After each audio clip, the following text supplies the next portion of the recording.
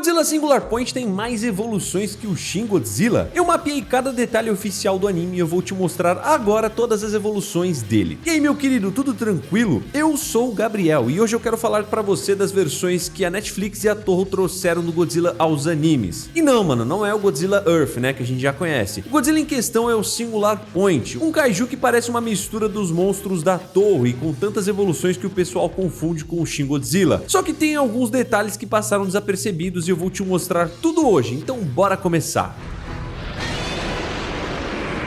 O primeiro estágio de toda essa loucura é o Godzilla Aquatilis. Logo que ele aparece, você toma um susto, porque ele não tem aquela cara tradicional do Godzilla que você tá acostumado. Ele parece muito com uma mistura de um mosasauro, sabe? Aquele réptil marinho gigantesco que engole um tubarão no Jurassic World, com o próprio Titanossauro, o monstro que deu as caras lá no filme do Godzilla de 1975. Inclusive, tem uma cena no anime em que ele pula sobre uma embarcação que apareceu também nos trailers, em que o pessoal jurava de pé junto que o monstro na água era apenas uma versão atualizada do Titanossauro e não do Godzilla. E eu gosto muito dessa primeira forma, mano, por um motivo muito específico que tem a ver com a origem do nome da criatura. Se você buscar na história lá no Japão, né, o nome Gojira foi criado misturando as palavras Kushira, que significa baleia, com Gorira, que obviamente é gorila. Por décadas a gente viu o lado gorila do monstro, né, aquele bicho parrudo andando de duas pernas e destruindo prédios, mas o lado baleia sempre ficou meio de lado. Com o Aquatilis, finalmente essa parte do nome faz total sentido.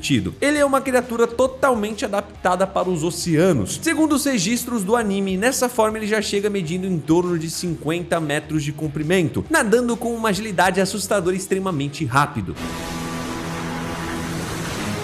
Só que o bicho não fica na água para sempre. Depois de causar um estrago no mar e se alimentar, devorando outra criatura na base da dentada, o Aquatilis sofre sua primeira grande mutação e vai para o segundo estágio, né, o Godzilla Anfíbia. Como o próprio nome já entrega, é aqui que ele cria a capacidade de sair da água e caminhar em terra firme. O visual dele muda bastante e ele passa a homenagear outro kaiju das antigas, né, o Varan, do filme Varan The Unbelievable. Ele ganha uma postura mais rasteira, sabe, com espinhos nas costas e uma cara bem peculiar. E é nessa forma anfíbia que acontece uma das cenas mais tensas do anime. Você sabe como funciona o exército, né, quando ele encontra um monstro gigantesco. Eles chegam com tanque, atiram com tudo que eles têm pra poder variar e nem acabam não vencendo como sempre. Só que o Godzilla Anfíbia não responde na base da pancada. Ele começa a liberar pela boca um vapor absurdamente gelado. Pra você ter uma noção do impacto, a temperatura do local ao redor dele despenca violentamente para menos 20 graus Celsius. O cenário inteiro congela, né, mano? Criando uma névoa espessa e branca misturada com um tom avermelhado do ambiente. Só que os tanques continuam disparando, né? E quando os tiros de canhão atingem aquele vapor, tudo vai pelos ares. Acontece que essa fumaça gelada é altamente inflamável, né? A explosão que rola na cidade é enorme. E se você tem uma boa memória, vai notar que esse ataque é uma referência claríssima ao Shin Godzilla. Lá no filme de 2016, antes de soltar o famoso raio laser, né? O Shin vomita também uma fumaça densa que se espalha pelas ruas de Tóquio e depois entra em ignição, queimando a cidade inteira. Depois dessa explosão imensa causada pela própria fumaça inflamável, o Godzilla Anfíbia toma uma atitude mais defensiva. Ele se enrola criando uma espécie de casulo, como um inseto prestes a sofrer metamorfose. Ele fica ali parado e protegido, enquanto o organismo dele trabalha para poder evoluir de alguma forma. O exército, claro, não perde a chance, né? Ele manda bala nesse casulo, jogando bomba em cima de bomba. E é por causa desse bombardeio que a casca começa a rachar e desmoronar, revelando o terceiro estágio da criatura, né, o Godzilla Terrestris. Quando o Terrestris aparece, ele levanta uma nuvem absurda de poeira vermelha, né? A famosa substância que a série chama de arquétipo. E aí o jogo muda completamente. Aqui ele já abandona a postura rasteira e fica em pé, andando sobre as duas pernas. O visual dele lembra muito a estrutura de um dinossauro terópode da vida real, como um Tiranossauro Rex ou um Alossauro, com pernas grossas e braços mais curtos. Só que para os fãs mais antigos, a referência visual dessa vez foi o Gorossauro, né, mano? Ou para quem conhece o Shin Godzilla, ele lembra também a forma bípede dele. O rosto do Terrestris é bem perturbador, né, mano? Ele tem uma expressão quase cômica, mas bem assustadora, com uma boca enorme forrada de várias fileiras de dentes afiados. Só que o mais sinistro dessa forma não é a cara dele, mas sim o que ele faz quando é atacado. O exército continua jogando bombas nele do alto, né? Isso é lógico. Quando essas bombas machucam a pele da criatura, o sangue que escorre das feridas não cai no chão. O sangue ganha meio que vida, né? Vida própria, e se transforma em tentáculos vermelhos. Esses tentáculos saem do corpo dele dele, esticam até o ar e literalmente agarram as bombas antes delas baterem no chão. E o mais bizarro de tudo é que ele consegue absorver a energia dessas bombas, ou seja, ele usa munição humana para conseguir acelerar a própria evolução. E é exatamente como o Godzilla Terrestres que você vê ele usando a sua primeira versão, né, do sopro atômico. Mas não é um raio reto que a gente está acostumado a ver nos filmes, não. Ele dispara algo que parece um anel de luz concentrada. Visualmente isso é uma grande homenagem ao Minilla, né, o filho do Godzilla, lá dos filmes antigos da era Showa, que só conseguia soltar uns anéis de fumaça ridículos, sabe? Só que no Singular Point esse anel de fumaça é uma arma, mano. Mesmo sendo apenas um disparo em formato de argola, a energia contida ali é tão concentrada e destrutiva que é suficiente para bater um Rodan na sua forma final direto do céu. Um único acerto no inimigo e ele despenca.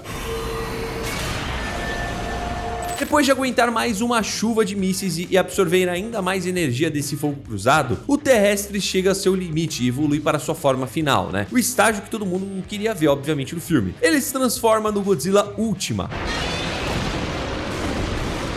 O nome já deixa claro que essa é a versão definitiva dele dentro dessa história, e é aqui que o tamanho do problema é maior. O Ultima começa com 50 metros de altura, e sim, eu sei que ele não é tão grande quanto o Godzilla da Legendary, mas ao longo dos eventos finais, os registros indicam que ele continua crescendo até bater a marca dos 100 metros de altura. Nessa fase, o bicho ganha aquela aparência clássica, né, e familiar que você já reconhece de longe. As coxas são extremamente grossas, a cauda é quilométrica e as placas dorsais são enormes e pontiagudas. Como manda a tradição, a pele desse Godzilla também é bem resistente, tanto que ele simplesmente ignora os tiros dos militares. Mas o que realmente rouba a cena e faz o Ultima ser tão icônico é a forma como ele dispara a famosa baforada atômica. Quando ele vai atirar, não sai fogo direto da boca. Primeiro, vários anéis de energia começam a se formar e girar no ar, né, bem na frente do rosto dele. Esses anéis servem para focar e comprimir a energia. Quando o disparo finalmente sai, é um raio laser fino e absurdamente brilhante, né, muito parecido com aquele raio roxo do Shin Godzilla. Mas assim, mano, se você colocar os dois lado a lado, eu ainda acho que o Shin corta os prédios com mais facilidade, né, mano? O do Godzilla Ultima parece que ele encontra um pouco de resistência. Ele demora uns segundos a mais para poder derreter e atravessar as estruturas dos arranha-céu, sabe? Mas visivelmente falando, o raio do Ultima é muito mais estiloso, né, obviamente. Só que a força desse bicho não se resume apenas a soltar lasers pela boca e resistir a mísseis como os outros Godzilla. O Godzilla Ultima tem uma habilidade de soltar, né, o arquétipo, que eu já comentei antes, que é aquela fumaça vermelha, saca? Pra você entender a gravidade da situação, não é apenas uma fumaça, é uma substância de outra dimensão que altera as leis da física e da biologia. Ou seja, por onde o Godzilla anda e espalha esse arquétipo, a flora e a fauna do nosso mundo começam a mudar, criando um ecossistema todo diferente que serve apenas ao próprio Godzilla. Essa característica de mudar a natureza ao redor dele lembra muito o Godzilla Earth, que é o que ele faz, né, no filme, transformando o planeta Terra em um santuário para ele mesmo. E isso leva a gente a tentar entender o que raios é esse Godzilla nesse anime. O nome da série é Singular Point por um motivo, né? Na física teórica, um ponto singular é um lugar onde as regras normais do nosso universo deixam de funcionar, como por exemplo o centro de um buraco negro. E o Godzilla Ultima é exatamente isso, né, mano? Ele é o ponto singular vivo. Ele tem controle total sobre o arquétipo, e isso significa que ele não é apenas um animal de carne e osso, né? Ele é um erro da nossa realidade. E o mais preocupante de tudo é que mesmo que você consiga achar um jeito de matar o corpo dele, ele simplesmente vai dar um jeito de voltar. E cada vez que ele ressurge, ele entende melhor como a nossa dimensão funciona e volta com um controle ainda maior sobre essa fumaça vermelha. Mano, e respondendo a sua possível pergunta, né, mano? Não, ninguém sabe exatamente quanto tempo leva pra poder reaparecer depois de morto. E é exatamente por isso que essa cena pós-crédito do último episódio é tão genial, mano. Lá no finalzinho, você vê que os humanos encontraram um esqueleto gigantesco, né, de um Godzilla que surgiu na Terra uns 50 anos atrás, e o que eles estão fazendo com esses ossos, né? Eles estão construindo um Mecha Godzilla em volta do esqueleto. Como eles já sabem que a anomalia do Godzilla vai voltar a qualquer momento, muito mais preparada para o próximo round, a humanidade decidiu usar a própria estrutura de um Godzilla do passado para poder criar sua arma contra o Godzilla. Ah, e assim como o Godzilla, né, o que destrói o Godzilla Ultima é o famoso Oxygen Destroyer, né, do filme original dos anos 50. Só que com uma diferença. Em Singular Point, o dispositivo se chama Diagonalizador Ortogonal. O nome é bem complicado, tá, mano? Mas o design da máquina é uma homenagem idêntica à arma clássica. Aquele tubo metálico, sabe? Com as esferas nas pontas. Só que o funcionamento dele é diferente, né, mano? Ao invés de destruir o oxigênio da água, o diagonalizador ortogonal ataca direto a fonte de poder do monstro, o arquétipo, né, mano? Quando você liga essa engenhoca no meio de uma nuvem densa daquela fumaça vermelha, ele cria uma reação em cadeia. No caso, o dispositivo converte as partículas de fumaça soltas em cristais vermelhos maciços, né, sólidos e pontiagudos. E o detalhe é que esses cristais crescem numa velocidade absurda, buscando os locais onde a poeira está mais concentrada. E onde é que tem mais poeira concentrada, mano? Exatamente no corpo do Godzilla Ultima. Essa formação descontrolada de cristais consegue imobilizar ou até perfurar outros kaijus de dentro pra fora. E você consegue ver isso acontecendo direto com outro monstro, né, mano? O Salunga. Que vira e mexe acaba sendo espetado no chão por esses cristais vermelhos gerados por esse dispositivo. E essa é a única resposta viável da humanidade contra uma criatura que controla a própria matéria. Mano, eu vou ficando por aqui. Fique com Deus. Um abraço a nós.